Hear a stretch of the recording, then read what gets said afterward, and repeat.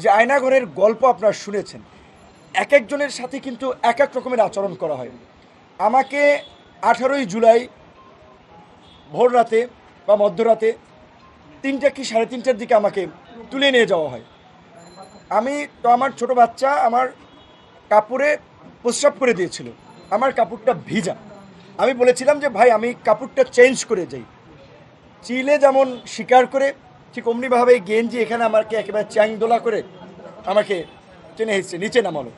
আমার বাচ্চা প্রস্রাব করা কাপড়টা পর্যন্ত আমাকে চেঞ্জ করতে দিল, আমার পায়ের জুতাটা পর্যন্ত আমাকে নিতে দেয় নাই। কিন্তু গাড়িতে উঠেই এই জম টুপি বলে যেটা, কালো টুপি পরাইলো, হাই সাউন্ডে মিউজিক গাড়িতে, অর্থাৎ যেন আশপাশের কোনো শব্দ টব্দ আমি শুনতে না পাই।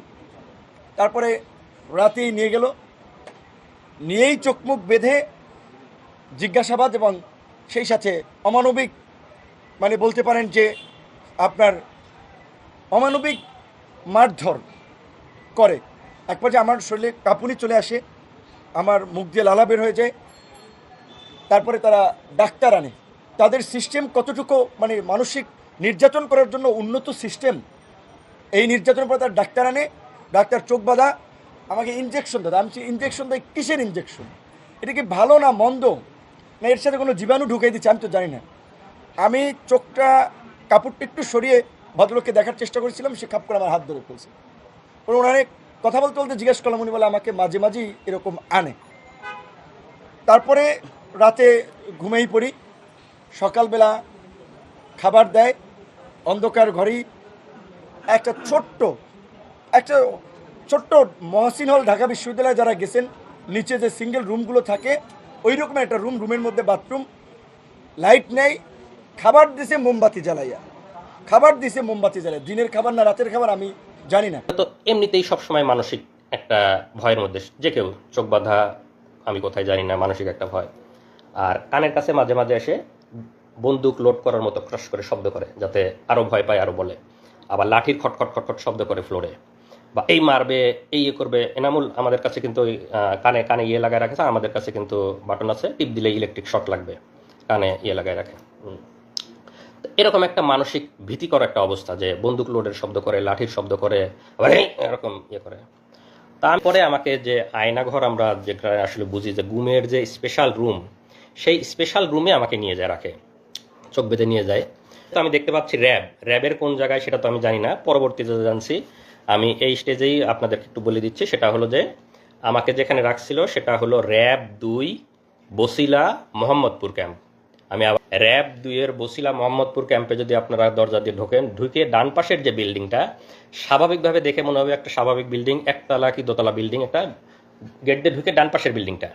তো সেই বিল্ডিংয়ে আমাকে তখন ওই রুম থেকে চোখ বেঁধে নিয়ে গেল একটা টয়লেটের মধ্যে দিয়ে, দরজা আছে, দরজা দিয়ে সম্ভবত আন্ডারগ্রাউন্ডে নিয়ে গেল।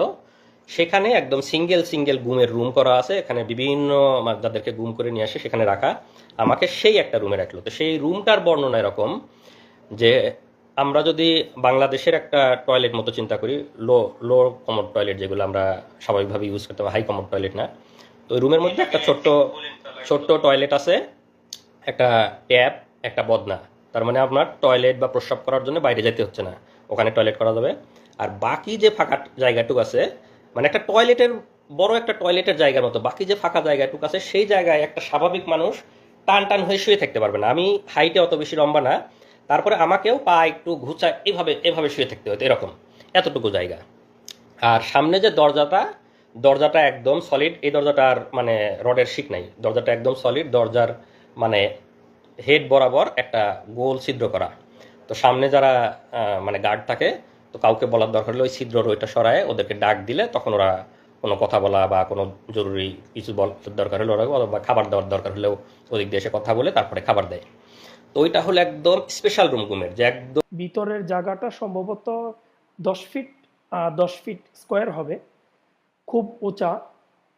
আর রুমে আপনার কোনো জানালা নাই, একটাই দরজা, আপনার একটা গ্রিলের দরজা আর একটা কাঠের দরজা, একটা এক্সজস্ট ফ্যান আছে উপরে, আর উপরে একটা মাত্র লাইট ছিল একেবারে উপরে ছাদের মধ্যে।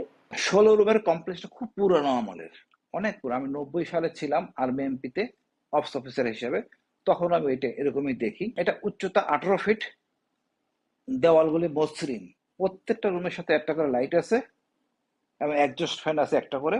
এর পার্থক্য হলো নতুন রুমের সাথে এটার বড় বড় মোটা মোটা শিক, যেটা নতুন রুম করা হয়েছে তার শিকটি একটু তুলনামূলকভাবে চিকন, লোহার দরজা, তারপরে হলো আপনার বড় কাঠের দরজা।